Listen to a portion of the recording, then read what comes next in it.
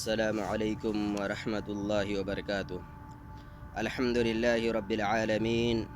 والصلاة والسلام علی رسولہ الکریم، اما بعد فاعوذ باللہ من الشیطان الرجیم، بسم اللہ الرحمن الرحیم۔ رب اشرح لی صدری ویسر لی امری واحلل عقدۃ من لسانی یفقہوا قولی۔ پیارے ناظرین، درس توحید کے اس پروگرام میں آپ کا استقبال ہے۔ آپ کا بھائی آفاق احمد سنابری۔ پیارے ناظرین، اس سے پہلے ہماری گفتگو ہوئی شیخ الاسلام محمد بن عبد الوہاب رحمۃ اللہ علیہ، جو اپنے وقت کے امام، مجدد، مصلح تسلیم کیے جاتے تھے، ان کی سوانح حیات پر مختصراً گفتگو۔ پیارے سامعین، میں نے شیخ الاسلام محمد بن عبد الوہاب رحمۃ اللہ علیہ کی عظیم شاہکار کتاب، عظیم فائدے کی حامل کتاب کتاب التوحید کا انتخاب کیا ہے، اور کتاب التوحید کے اندر شیخ الاسلام محمد بن عبد الوہاب رحمۃ اللہ علیہ کا منہج کیا ہے، اسے بھی میں نے آپ کے سامنے مختصراً ذکر کیا تھا۔ چونکہ اس وقت مجھے صرف ایک کتاب ملی تھی شیخ عبد المحسن بن العباد حفظہ اللہ کی، جو اس وقت کے محدث ہیں، مسجد نبوی کے استاد بھی ہیں، جامعہ اسلامیہ مدینہ منورہ کے سابق رئیس یا مدیر بھی رہ چکے ہیں۔ تو ان کی ایک کتابچہ مجھے ملی تھی، جس کے اندر انہوں نے شیخ الاسلام محمد بن عبد الوہاب رحمۃ اللہ علیہ کی بہت ساری کتابوں میں سے کچھ کتابوں میں شیخ الاسلام کا اس اپنی کتاب کے اندر منہج کیا ہے، ان کا ذکر کیا ہے۔ تو میں نے وہاں سے کچھ چیزیں اخذ کی تھیں، لیکن کتاب التوحید کے شارحین میں سے ایک شارح خود شیخ الاسلام محمد بن عبد الوہاب رحمۃ اللہ علیہ کے خاندان سے ہیں، یعنی محمد بن حسن رحمہ اللہ۔ ان کی عظیم شرح کتاب التوحید پر قرۃ عیون الموحدین ہے، اس کے اندر انہوں نے شیخ الاسلام محمد بن عبد الوہاب رحمۃ اللہ علیہ کا منہج کیا ہے، کتاب التوحید کے اندر تھوڑی سی تفصیل کے ساتھ ذکر کیا ہے، جسے میں چاہتا ہوں دوبارہ آپ کے سامنے پیش کر دوں، تاکہ وہاں اختصار اور پھر یہاں تھوڑی سی تفصیل آ جائے، تاکہ بات اور واضح ہو جائے کہ شیخ الاسلام محمد بن عبد الوہاب رحمۃ اللہ علیہ کا کتاب التوحید کے اندر منہج کیا ہے۔ پیارے سامعین، میں نے ذکر کیا تھا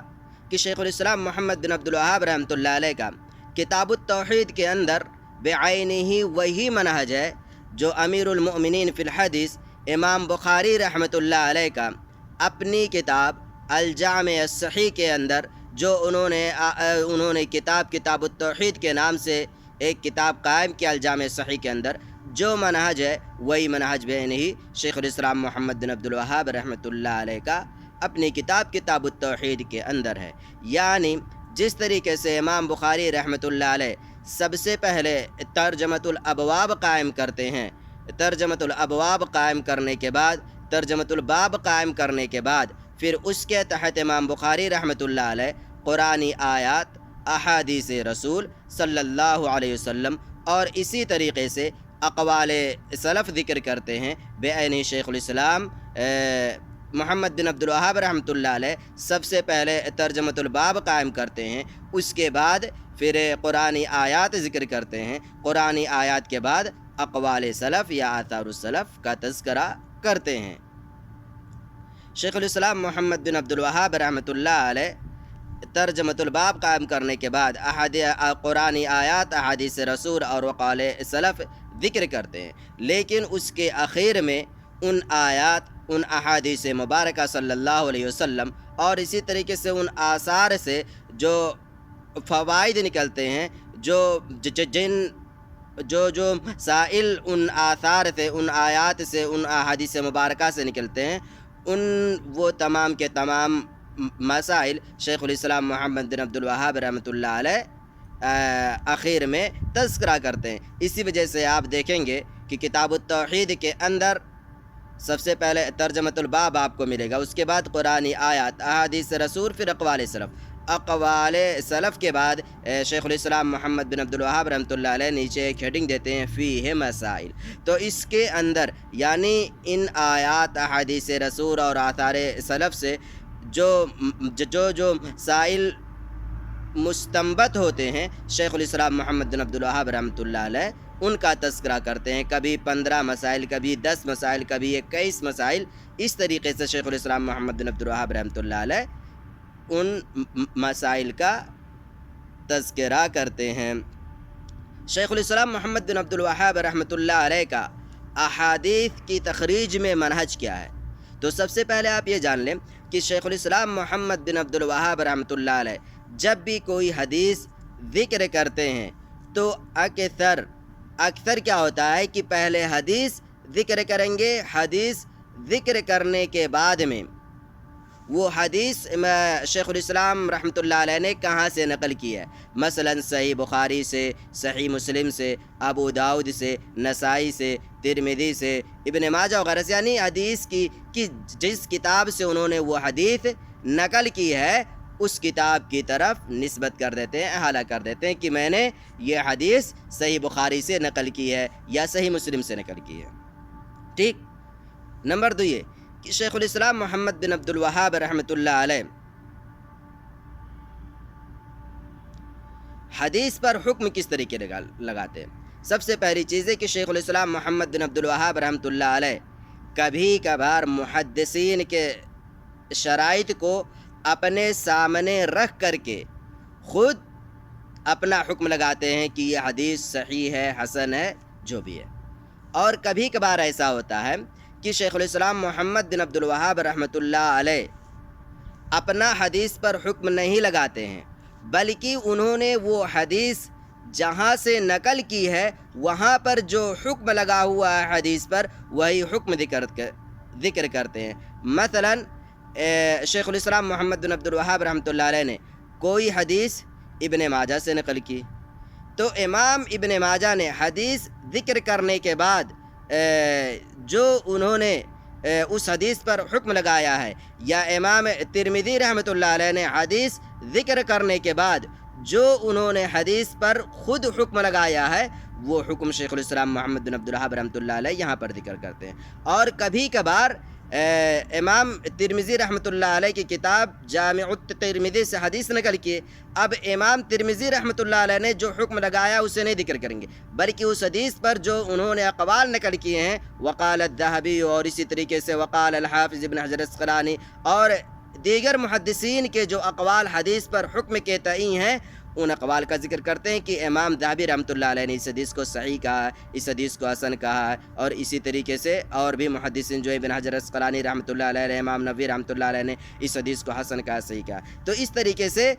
شیخ الاسلام محمد بن عبد الوہاب رحمۃ اللہ علیہ احادیث کی تخریج اور حکم الاحادیث کے ذکر کرنے کا اہتمام فرماتے ہیں.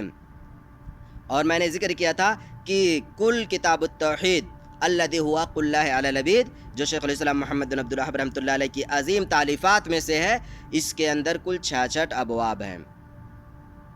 کل 66 ابواب ہیں جو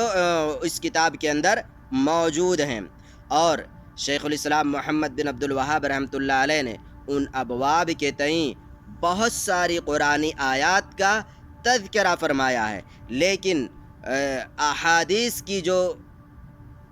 مجموعی تعداد ہے کتاب التوحید کے اندر وہ کل تعداد ہے 124 احادیث. 124 احادیث کتاب التوحید کے اندر غیر مکرر موجود ہیں، اور اگر مکرر احادیث شامل کر لیں گے تو 126 احادیث ہو جائیں گے. یعنی صرف 2 احادیث کی تکرار کتاب التوحید کے اندر موجود ہے، مع تکرار تعداد 126 ہوتی ہے، اور اگر تکرار والی احادیث کو ہٹا دے تو ان کی تعداد 124 ہوتی ہے. 124 احادیث میں سے 61 احادیث ایسی ہیں جو آپ کو صحیح بخاری اور صحیح مسلم میں مل جائیں گی، یا پھر صرف صحیح بخاری میں ملیں گی، یا صرف صحیح مسلم سے ملیں گی. یعنی صحیحین میں وہ حدیث موجود ہیں اور ان کی کل تعداد 61 ہے۔ اب 61 حدیثیں صرف آپ کو صحیحین میں سے کسی میں بھی مل جائیں گی، گویا کہ ان کے صحت کے سلسلے میں کوئی کلام نہیں ہے۔ اب 55 احادیث ایسی ہیں جو آپ کو غیر صحیحین میں ملیں گی، یعنی ابو داؤد کے اندر، مستدرک حاکم میں، ترمذی میں، نسائی میں، ابن ماجہ میں، ابو داؤد میں، یا جو اور بھی کتب احادیث ہیں، ان تمام کتب احادیث میں سے کسی بھی کتاب کے اندر وہ احادیث مل جائیں گی اور ان کی کل تعداد 55 ہے۔ بقیہ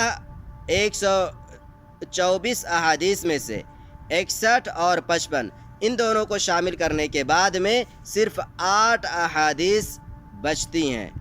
جن کو اگر شامل کر لیا جائے تو 124 ہو جائیں گی۔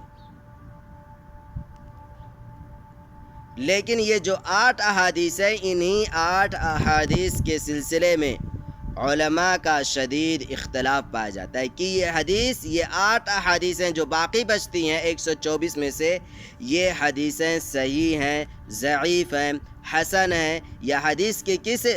درجے پر ہیں۔ ان 8 احادیث کے تعلق سے علماء کے مابین شدید اختلاف پایا جاتا ہے، اور ان تمام اختلافات کا تذکرہ شیخ الاسلام محمد بن عبد الوہاب رحمۃ اللہ علیہ کے خاندان سے عبد الرحمن بن حسن رحمۃ اللہ علیہ، جو کتاب التوحید کے شارح ہیں، اور ان کی کتاب التوحید کی شارح ہیں، جو ان کی شرح کا نام ہے قرۃ عیون الموحدین، اس کتاب کے اندر انہوں نے ان 8 احادیث جو مختلف فی ہیں، ان 8 احادیث سے متعلق تفصیلی طور پر بحث کی ہے، اور یہ احادیث کس نوعیت کی ہیں، ان کے اسناد، ان کے متن، یعنی ہر پہلو پر انہوں نے گفتگو کی ہے۔ لہذا جو ان 8 احادیث پر تفصیلی معلومات حاصل کرنا چاہتے ہیں، وہ قرۃ عیون الموحدین جو کتاب التوحید کی عمدہ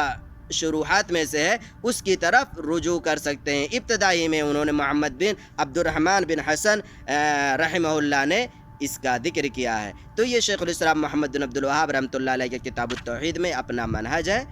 جسے ہم نے آپ کے سامنے عرض کیا۔ السلام علیکم ورحمۃ اللہ وبرکاتہ۔